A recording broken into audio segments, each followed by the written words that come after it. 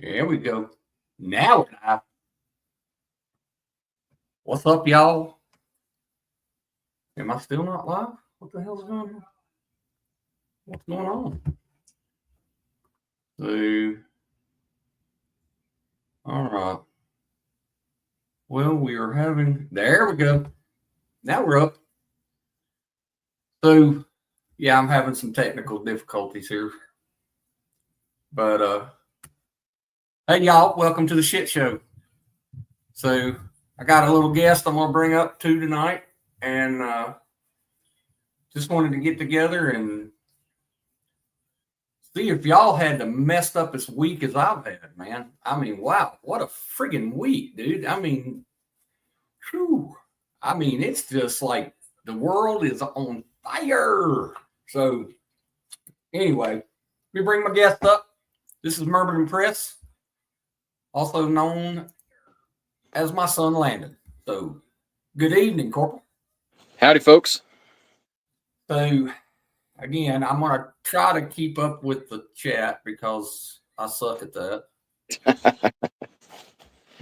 And I'm going to turn my phone down because the delay is messing with me. But hello, Rural.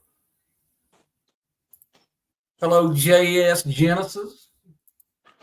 Ken Corso, good to see you. Katrinka, hello. And by the way, we have an honored guest.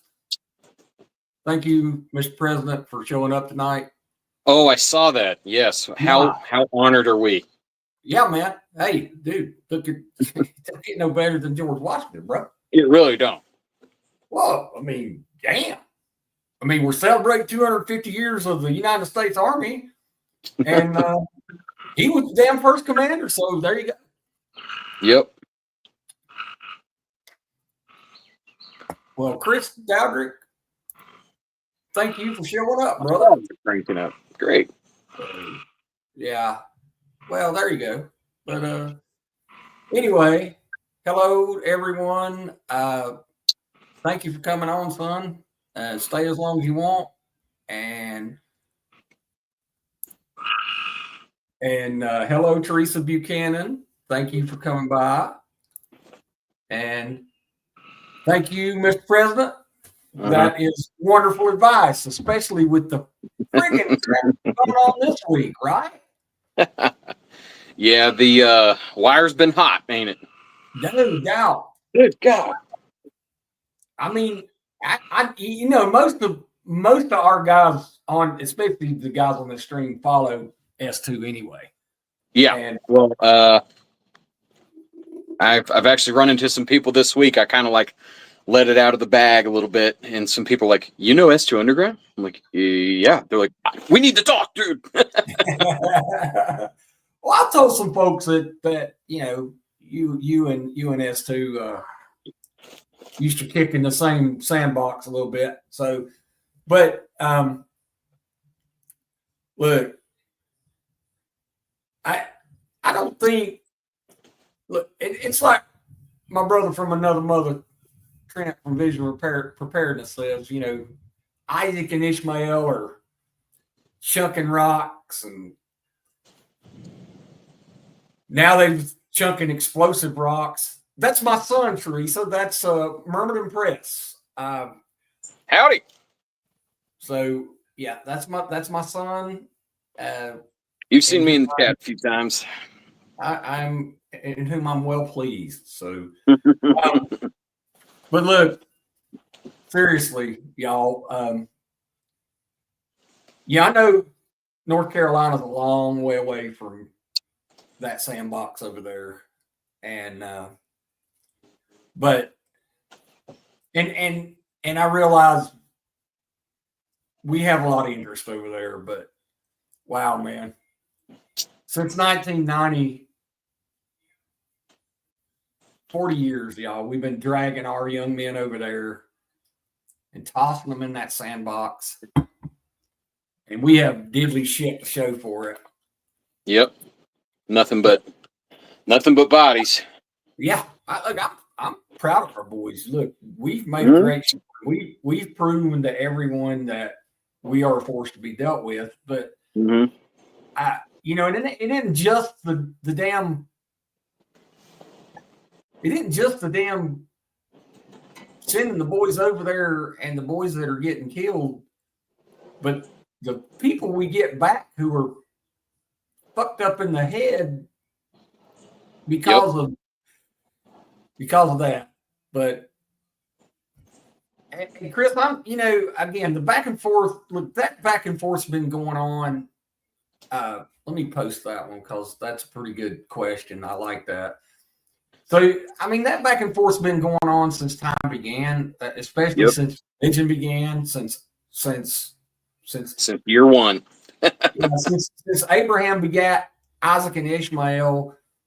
These two factions have hated each other over that sandbox. So, no, I dig the back and forth, and I dig what Israel's saying. I went over a video today about EMPs, and honestly, man, we can't. I understand. We Thanks, don't world. need another thug nuclear power in the world, right? No, definitely not. I mean, we've got North Korea, who's a bunch of damn idiots, and look, Pakistan and India just in the last 4 months have been on the verge of that. Mhm. They're nuclear power. We don't need another crazy regime, especially when you get religion involved.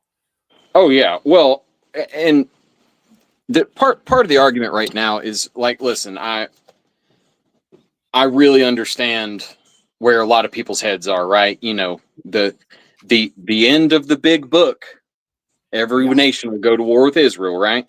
Yeah, that's right. It's not every nation, man. It's a couple turd balls over there, and they're gonna get everybody boiled up in it.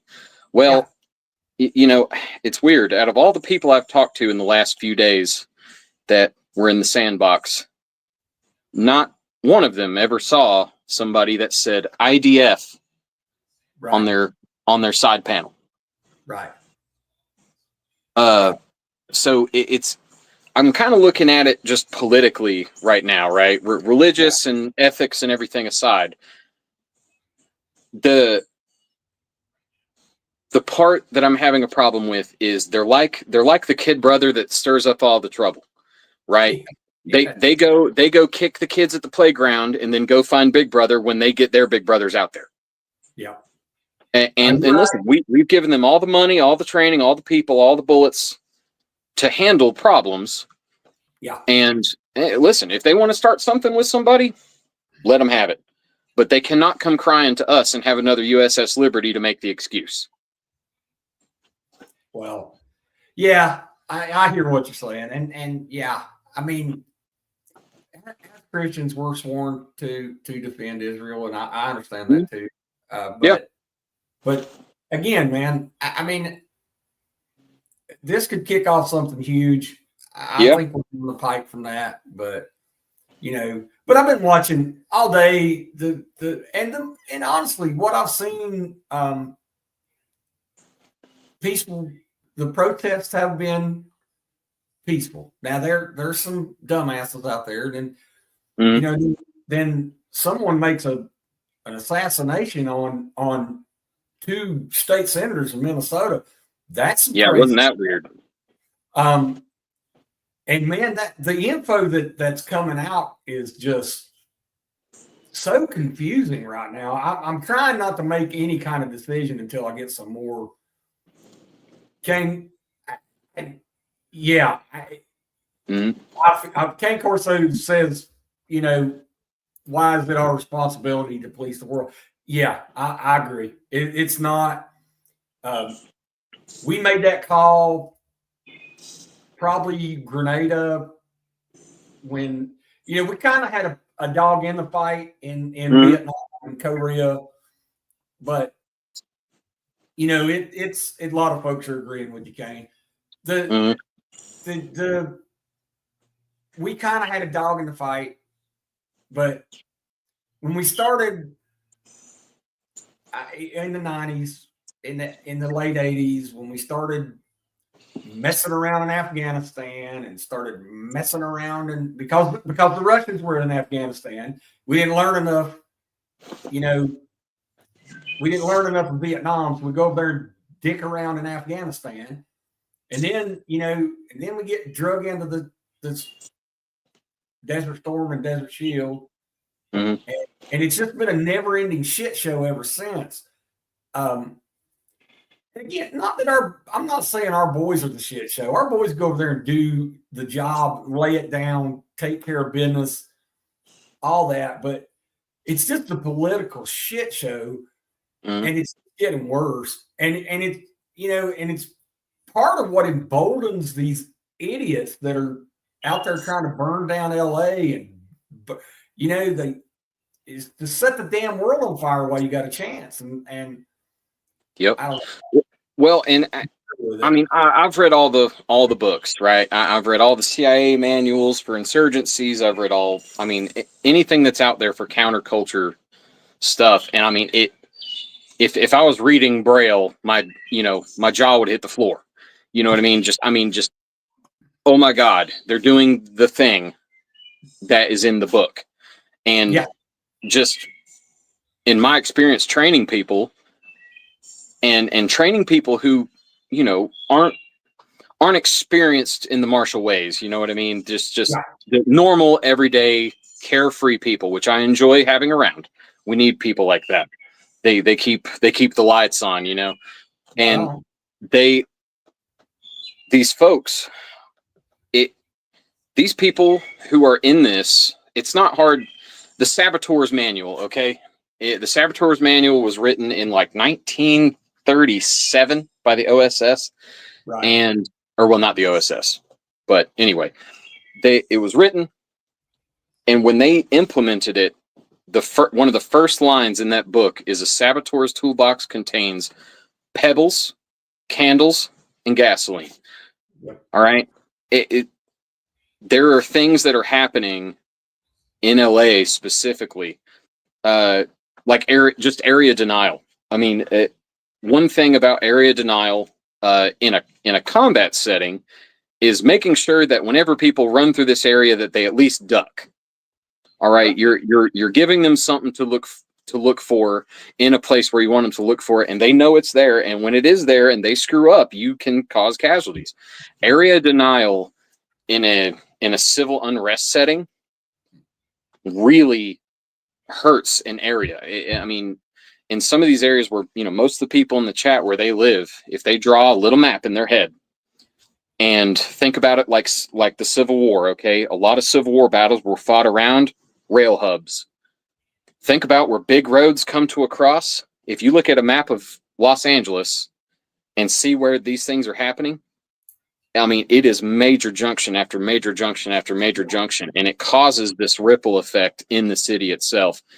I mean, and it's straight from a textbook. It's like they have some statistician, behind saying this is how much it's going to slow it down if you stop here. There is Right. a whole background that we're not going to get to see. Right. Yeah, I see that.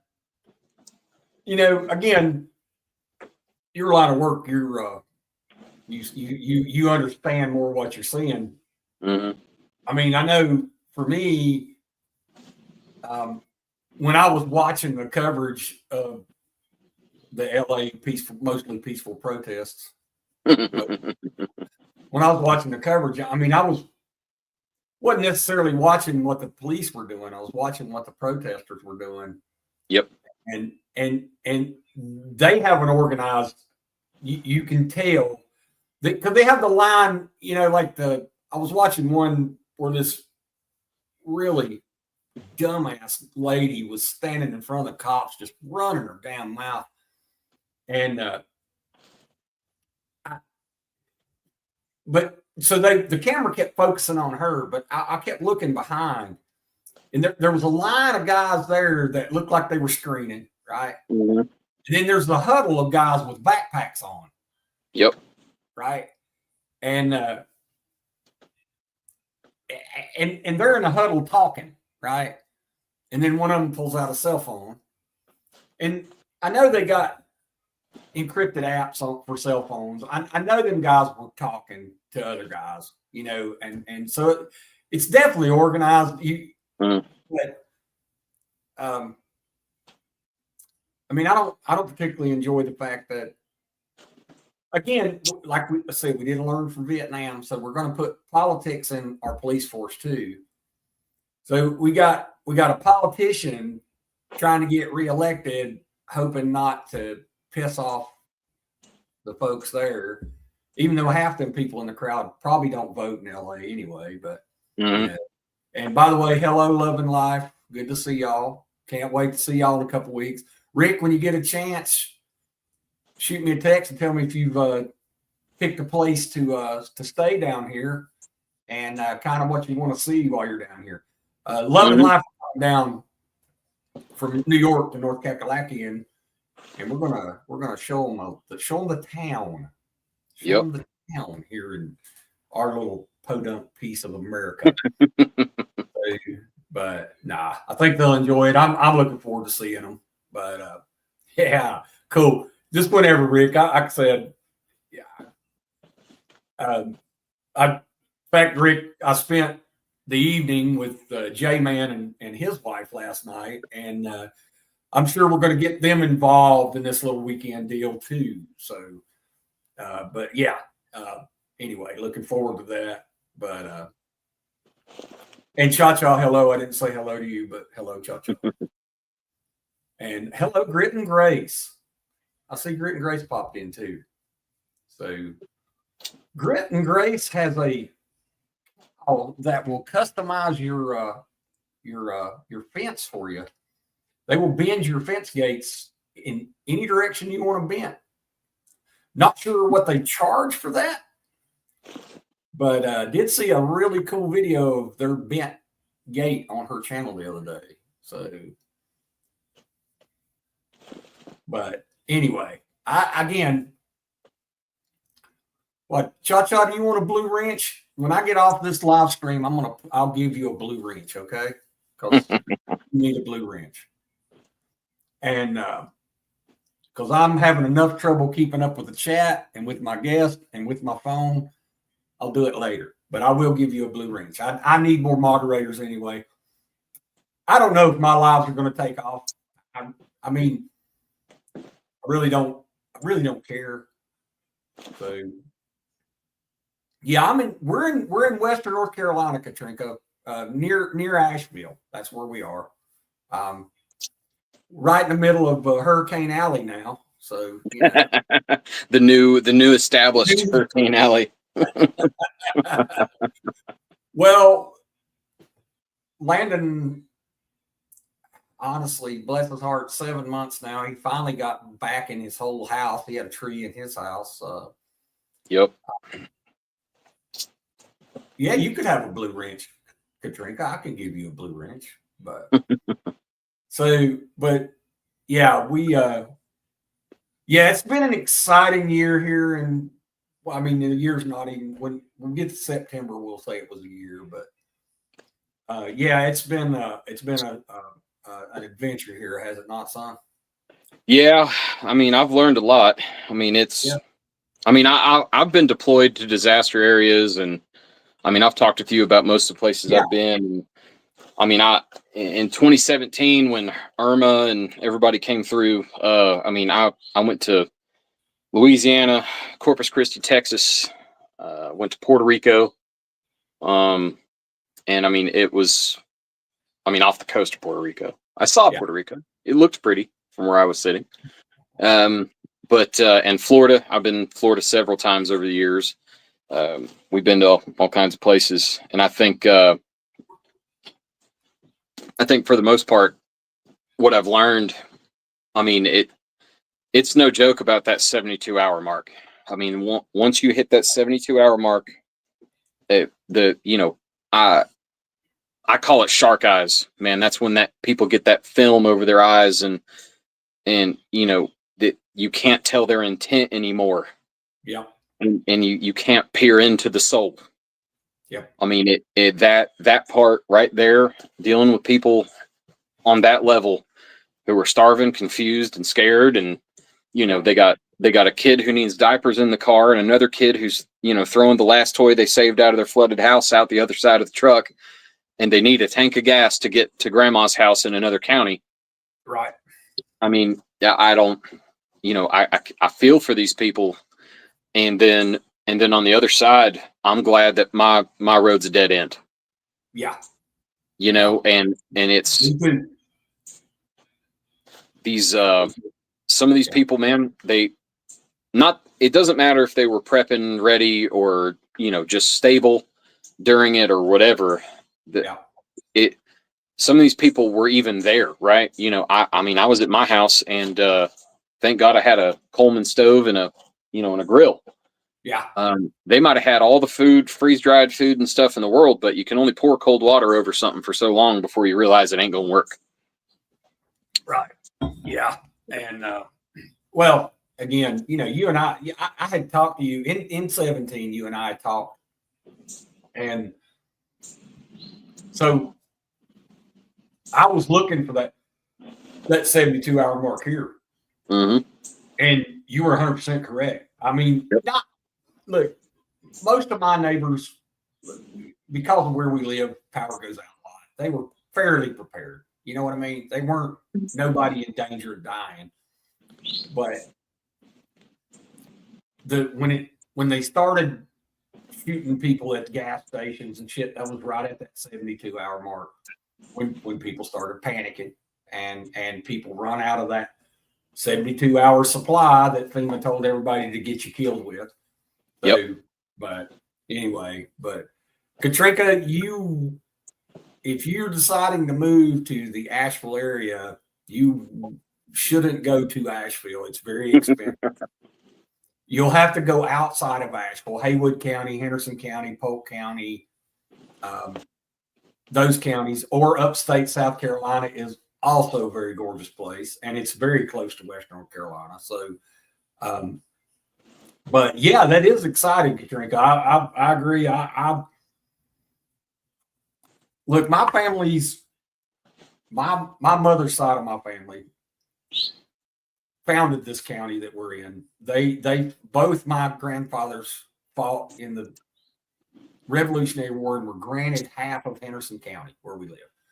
And my family's been here a long time. Now, my father's family immigrated from Ireland to a little town called Cliffside, South Carolina in 1830 something. So, but I've been in this part of the country my whole life, and it is absolutely one of the most beautiful places in the whole world. People are awesome. And yeah, well, if you've been to Asheville, and that's what happens. People who come to Asheville, that's what I told Rick and Karen, I'm in Love and Life, excuse me. I told them, I said, y'all got to come there and spend a weekend, and then I'm going to have to get you a real estate agent because y'all are going to be wanting to stay here. That's what happens when you come to this part of the world. It's just a really cool place, really cool people. And look, we got our share of lefties and crazy lefties and righties and crazy righties. We got the whole gambit here. But the vibe in our little hometown is real mellow and friendly and country. So, that's but anyhow, that is what it is about where we live. But yeah.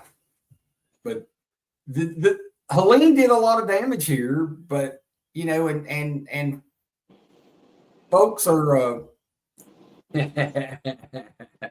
folks are recovering though. It's I mean, we still are struggling with the infrastructure. There's still a lot of roads and bridges and parks that are closed down because of the rain damage and whatnot. But it's resilient people. They're trying. They're doing their best. There's not enough people to do the work down here right now.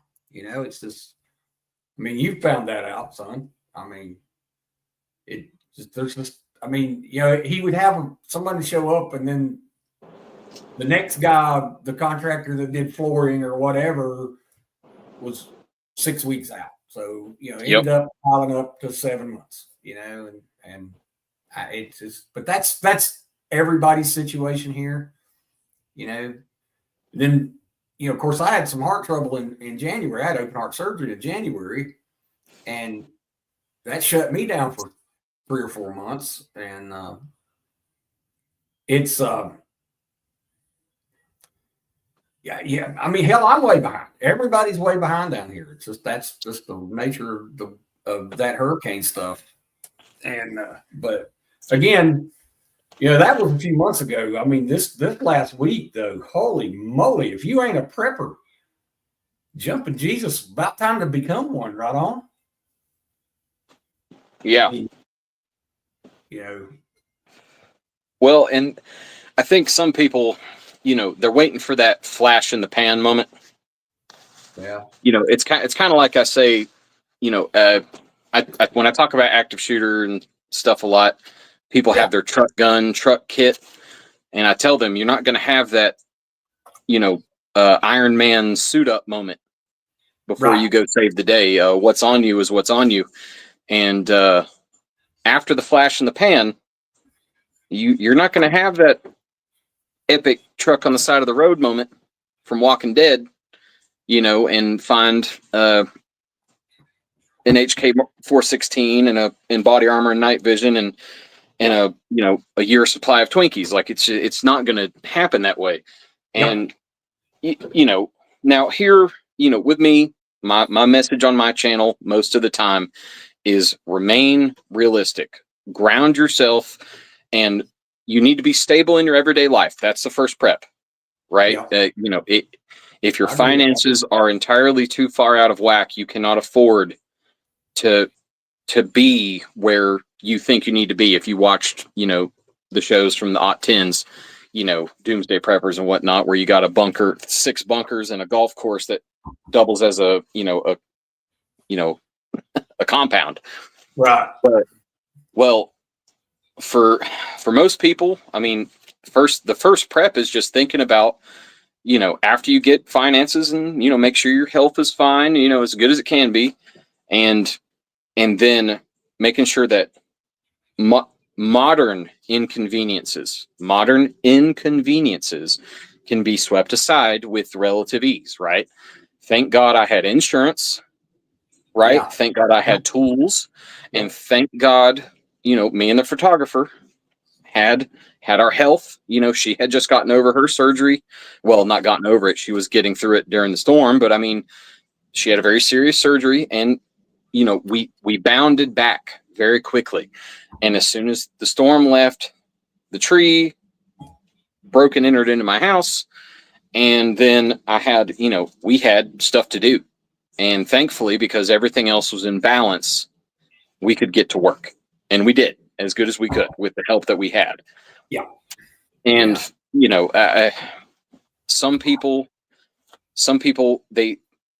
their first thought just needs to be, what if the power goes out for 2 days? Yeah. Right.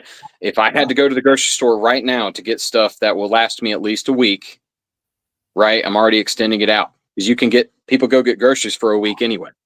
Yeah. But if the power goes out, that grocery list changes a little bit, don't it? Yeah, that's right. Yeah. Right. Yeah, exactly. Right. A can of green beans don't sound half bad when you when it's a little cold, right? And you haven't had anything hot in a couple of weeks, but you know, your first buy isn't a generator. Your first buy isn't a electric vehicle. Your first buy isn't 17 guns. Your first buy is a Coleman stove. And your first buy needs to be a couple extra groceries. Grabbing that extra bag of rice, grabbing that extra bag of beans, grabbing something you can chuck in a freezer that, you know, if the power goes out, you're going to have to eat it quick, but at least you'll have it.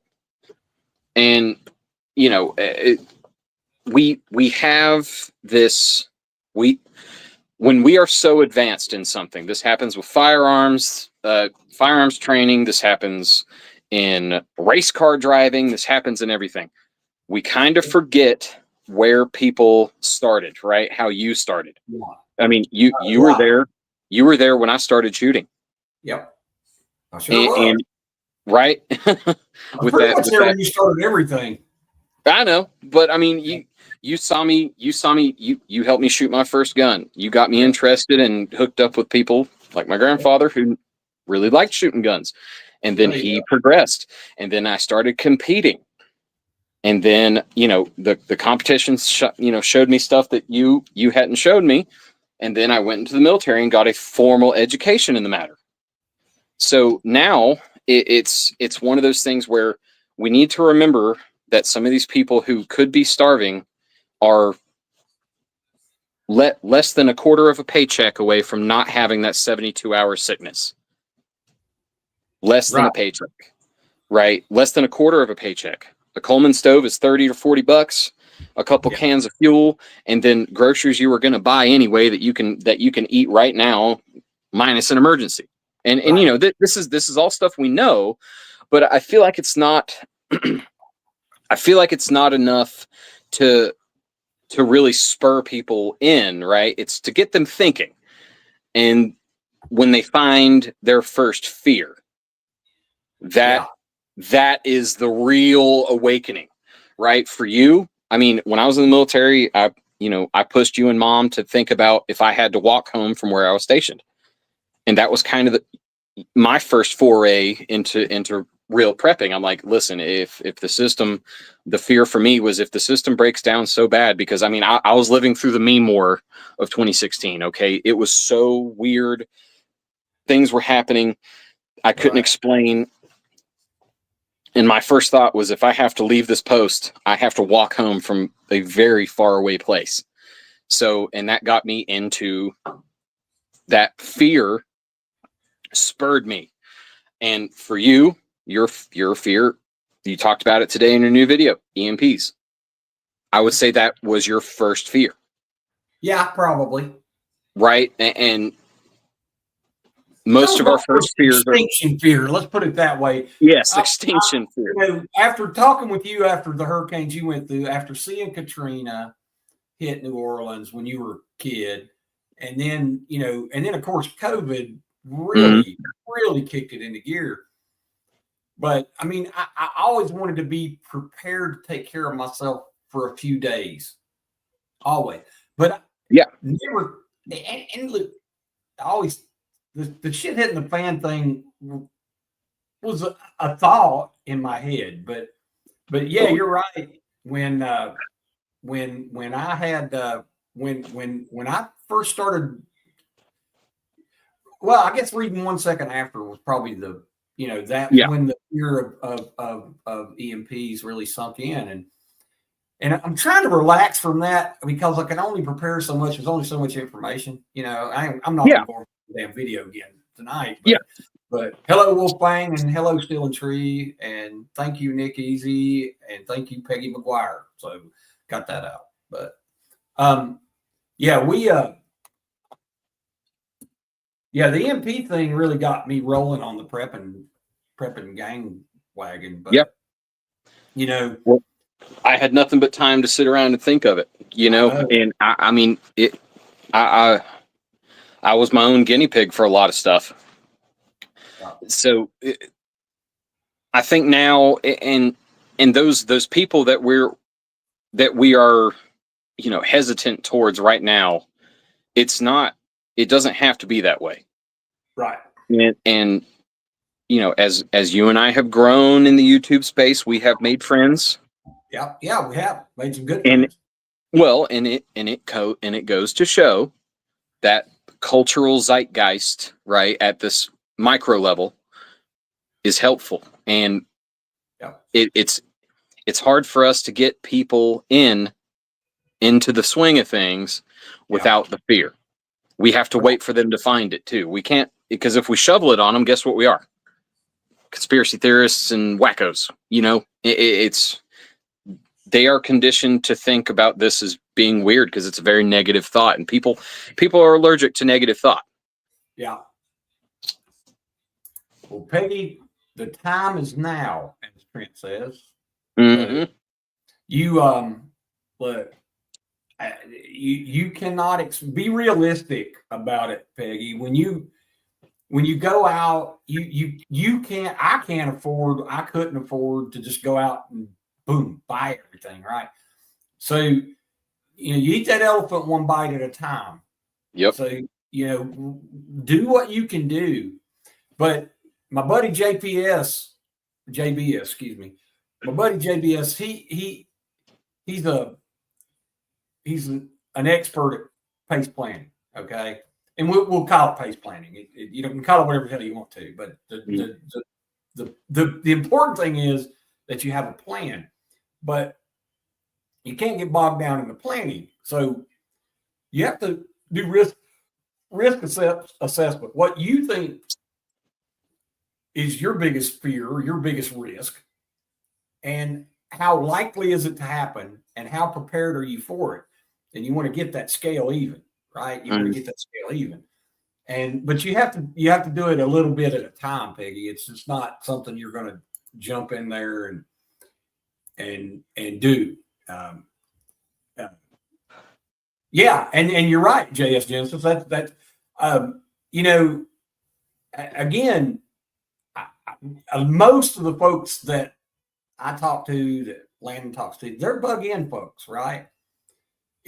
Because that's where your preps are, right? You have a non-renewable resource in your pantry, right? That's what you have. You have a non-renewable resource in the fuel and the firearms and the security that you have at your place. If you have to bug out, and I'm not saying you shouldn't be planning on a bug out. Everybody should have a bug out plan, because you may have to leave. A tree might fall in your house. Weird. Your house might burn down in a wildfire. Your house may be pushed off the side of a mountain into the Rocky Broad River by a hurricane. Okay, so you need a plan to bug out, but no, you can't take all your preps with you. You can't. I can't. Look, I have a half-ton F-150 and a 12-foot trailer to pull behind it, and it will not haul all my preps if I had enough time to load both of them. Okay. So what if I don't have the truck and the trailer, right? What if I have just my bug out bag? So I'm saying you should probably have a couple of bug out bags for a couple of different situations. If you're going to have to bushcraft to survive, you need the bushcrafting tools in a bug out bag, right? Well, and that's where the skills and the practice come in. Yeah. I mean, and you know me, I'm always testing stuff. Always. Yeah, I know. Yeah. And I tell people that when I tell folks to come to your channel, Remember to Press, I tell them, look, this cat does gear reviews. He buys shit and then he tries to break the shit. Yep. So, and I will break it. Dude. Yeah. It's, yeah, it breaks, man. And that's the thing you also have to know. Your shit will break. You need to find and 2 is 1 and 1 is none. So yep. You need to have a backup for your backup. Yeah.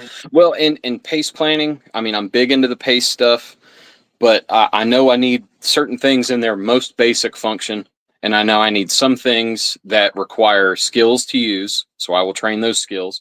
And eventually I can replace things with skills. You have your internal toolbox as well. And your internal toolbox also holds all your values. If you build your skills alongside your values, building them both together, right? It's like a case of Lincoln Logs. You can't stack those little singular Lincoln Logs up for so long, it'll topple. Right. You have to base them on other things. And I'm swear I'm not the only one that's come up with this. If I've thought of it, somebody smarter and better with words has done it and has shown you. But I have a module system for me. And through my testing, through my skill evaluation and the testing that I've done, I know for a fact I can get really close, maybe with margin of errors, as far as I can tell, is 2 days. I can tell within a margin of error of 3 to 1 days how long this system that I have created will work. And that's given variables that I know. That's not given variables that could pop up anytime.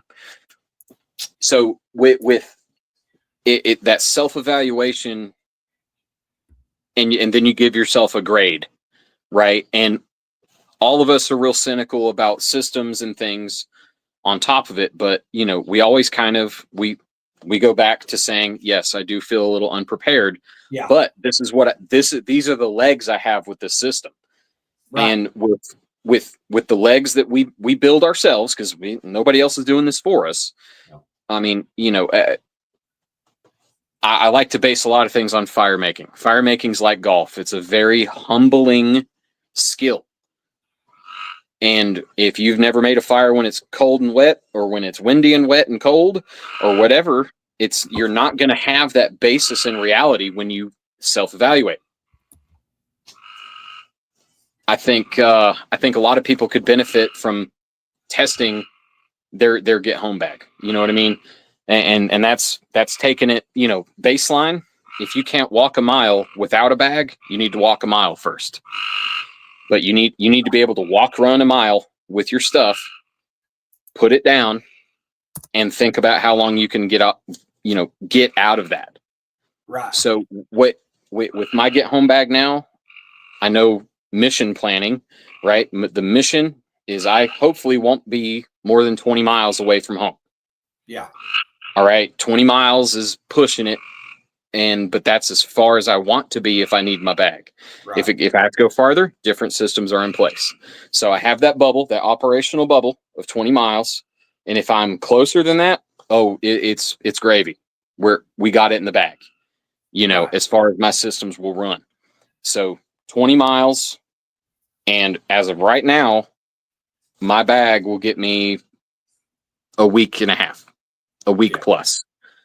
All right, that's given some other variables that I'm pretty sure will be plentiful, but a week and a half to walk 20 miles. Yeah, that's doable. Most people can do that. Yeah, and again, you have to, and it's Myrmidon Press, y'all that want to sign up to search it. There's only one of them. Yep, Myrmidon Press, MYRMIDON Press. But you have to make a realistic evaluation of your hell yeah, Steel and Tree. You can be a mod. I'll get to that in a second. I've got a couple I need to add on. I only got a few, but I need to get you. I'll get you. I'll make you one. That's cool. But you need to make a real assessment of your physical ability, right? Yep. Because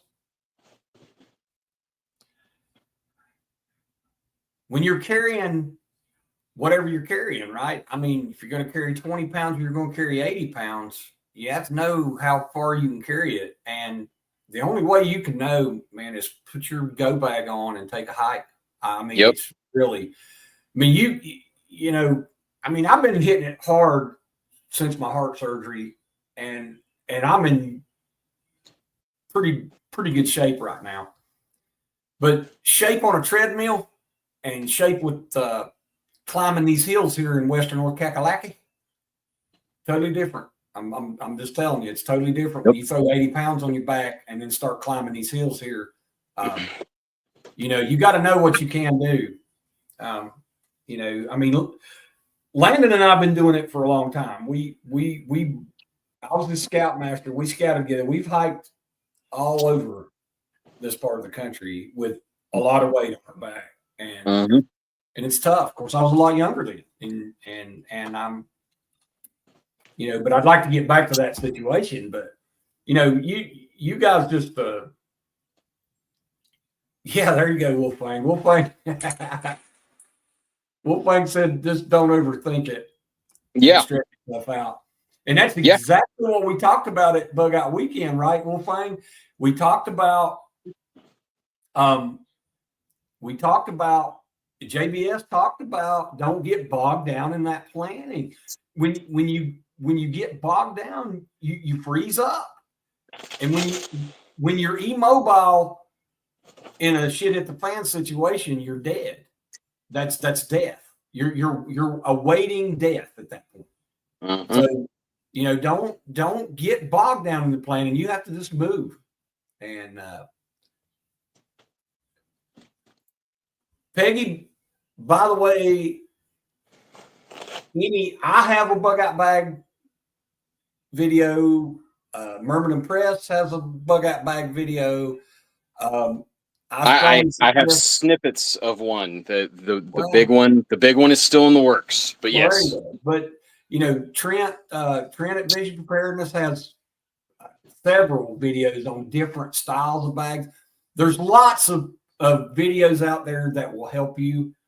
And when you go to get the equipment, yeah.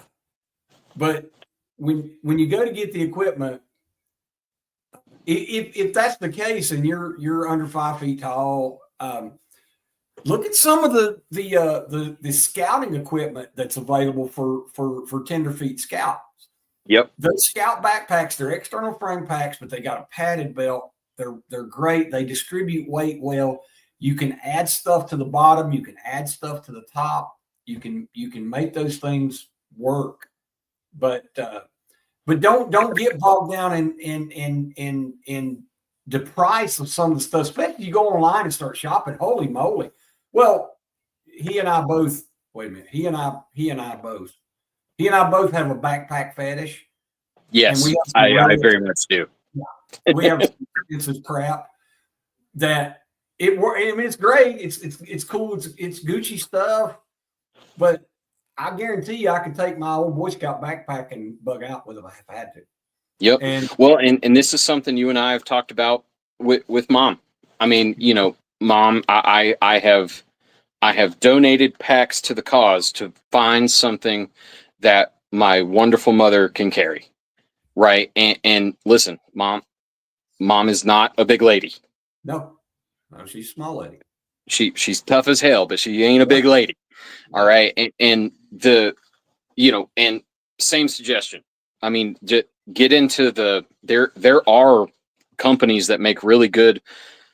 They're not exactly hiking packs, but they have all the qualities that a good hiking pack has, like a waist belt, an adjustable back strap, load carrying straps that are adjustable, with all the accoutrement you can dream of, right? Claymore pouches and you can get off in the weeds with it. If there was a dollar amount you found that you're like, I don't know if I can spend this on a pack, I promise you under that dollar amount is a pack perfect for you. There are so many companies out there making them. I mean, if I name off the Gucci stuff, Hill People gear, I mean, Osprey's in kind of the middle of the pack now, but Osprey, anything you can go to the local backpacking store and get hands on and then go find something that's a little cheaper, that's the place to go.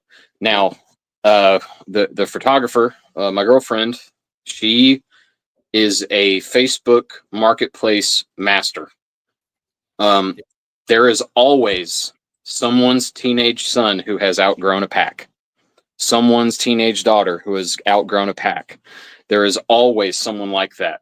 And they're willing to get rid of this stuff out of their garage because there's 3 other packs that they carry now. And that one's just sitting there gathering dust. Yeah. Great place to look. And think smaller, think lighter. The ultralight backpacking people are an insanity of their own. Yeah. But man, some of the things they think of are wild. Absolutely wild. I mean, they're cutting the straps off Nalgene bottles to save a couple grams, so they're thinking really light. And titanium, I'm saving up for a titanium canteen. Good gosh, they're expensive. Yes, but I want one because I know that it will replace this thing. Yeah. Right. And there's just so much gear now. When I was coming up in the Scouts with you, I mean, the options weren't there. Right. I mean, I think at one point we had like cowboy plates, like the enamel painted tin cowboy plates. Oh, yeah, we did. Because not only were they just the smallest diameter metal plate we could find, but they were the only thing worth a crap. Yeah. The new stuff was still being developed then. So there's always somebody getting rid of something. There's always, and now especially with YouTube, I mean, it would be cool to go back and be a Boy Scout now with YouTube. Yeah, would be cool, wouldn't it? We would have had a lot of our simple questions answered. Yeah. So many. I mean, I could teach a dissertation on just that. Well, you know, it's cool. Like I'm looking at Katrina talking about her medical kit too, and Mhm. dude, that stuff has gotten really easy to get. I'm not going to say inexpensive; it has gotten cheaper, but a lot of that stuff has gotten much easier to get, and you can Yeah. build a wicked cool medical pack now. But anyway, like I said, I mean, I'm not going to bore everybody too much longer. Let everybody get back to their Saturday night, but you know, but I just wanted to go live and check out how it went for everybody else today. I mean, you know, our little hometown was pretty mellow, but Yeah. I mean, I want to check the temperature of you guys because man, it's been I was looking, I was just scrolling through some of the news today just to see, you know, if anything was kicking off. I mean, Dallas was a place that was hit kind of hard. It was pacified quickly in the last day or two. I mean, and every local government from Virginia to Texas had a statement about don't be an idiot. You know, I mean, that's basically what it broke down to. And I think some of them are, I think some of them didn't intend to be heavy-handed with statements or hands, and they didn't have to be, thankfully. Hey, VP showed up. Good to see you, bro. Hey! But yeah, Chip, glad you come in, pal. Yeah, thanks, Peggy. Look, Peggy, they are amazing. I got a chance. I mean, we talk a lot on YouTube. I was sick, and Landon will tell you this too. I was sick, and I couldn't do much, and so I really got into the YouTube stuff and got to talking with my your base. friends, on YouTube. Then Vision Preparedness had that bug out weekend in Dayton, Ohio, and I didn't know if I would be healthy enough to go, but I said to myself, "Man, I'm going to make myself healthy enough to go," and it was a motivational thing, and I'm so glad I went. I mean, I got to meet several of the people there in the chat tonight and made some terrific. But yes, it's a wonderful community. These guys will help you anyway. Any of these guys you sub to, Peggy, make comments, contact them. Their email addresses are usually on their channels. Contact them by their email and I saw that chart. Thank you. Things you want to ask, because they're just amazing folks. I mean, really, and they're very few of these guys are monetized. They could care less about them. I don't care about the money. I don't care about how many subscribers I have. I don't care about the watch hours and all that crap that people monetized have to worry about. I know when I started prepping, and there was such a disparity between basic FEMA 3-day and the super preppers, right? There was very little in between. And so when I started, I found out there is a lot of stuff in between. You just have to get in this community and start talking to people. And these guys will help you out. They're wonderful, but they're also, look, when you're sick and you think you're going to die and you need somebody to pray for you, these guys, when they start praying, things start moving. Okay, these folks will pray for you and mean it. And most of them have never shaken my hand. They've seen my bald head on the YouTube. They've never shaken my hand. They don't know me, but they're wonderful people. They really are. They've been a boon. Again, you find out who you can count on in a fight when you're in a fight. And you and I have discussed that. And yep. But that ain't and a lot of these guys on this channel, I know I could count on if I had to fight. I'd have to wait for them to get here, but they'd be here. But again, it is a good community, and they're, yeah, I know that. Chip, y'all did more than your thing. I mean, y'all don't have to do what you do, but you do, and I thank you for it. But again, this has been a crazy week. It's been a crazy world, and I just think we need to stop on Saturday night, take a little breath, and count on what you've been doing, right? I mean, what we've been doing for years, it'll pay off. I mean, I never dreamed, and all the time I was prepping, I never dreamed I'd actually have to use it, right? I told you one of my first videos, I said, I'm going to be the happiest guy in the world in 25 years while I'm standing at the dumpster throwing all that damn freeze-dried fruit that I bought in the dumpster in 25 years because it's out of date, right? Yeah. I'm the happiest guy there is when I never have to use it. And then Helene's like, hey, let's just check and see your preps. If you can live for 15 days without communication or power, which is what the wife and I did here, it just, and Jesus Christ, man, shit you went through, dude, over there. I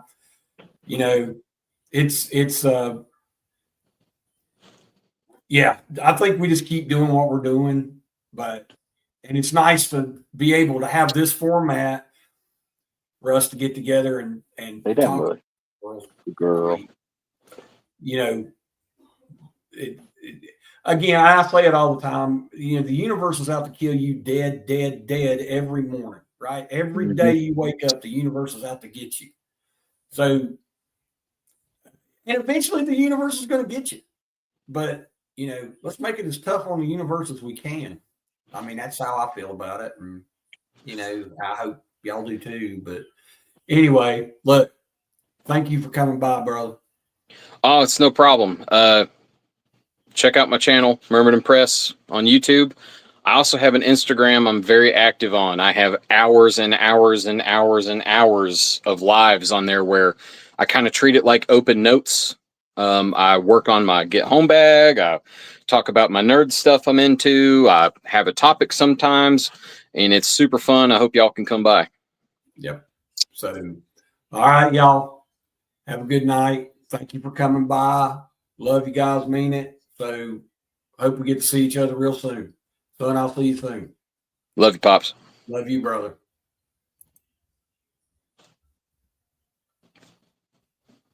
Yeah. Not yet. It's all good.